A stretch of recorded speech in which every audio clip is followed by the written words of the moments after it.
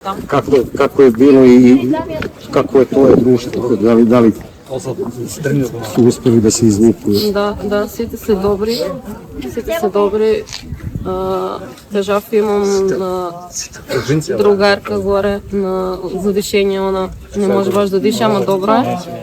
Другата момичка е исто коленото повредено, ама и она е добра. Сите сме добри. Како е се изгледало? Хорор. Во еден збор хорор.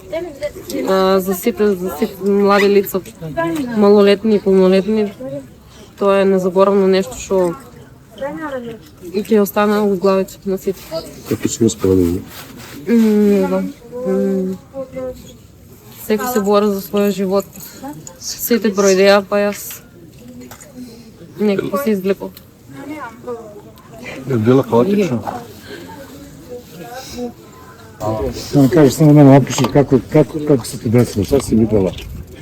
Имаше пожар и сите најнашко почнаа да викат излавајте, бегајте, нели? А само еден излице, а 1500 души беа. Така да сите почнаа да се будат, јас бев кај излизо, близко, ама некако ме буднааме на земјата и не можев едноставно, не можев преку мене, сите помина и јас дори последно некој се извлечев. Ама добри се има сите, само многу има загинали. Тоа е страшно. Страда некој од твоих пријатели? Сестра почина ми. Сите се спасија мало на.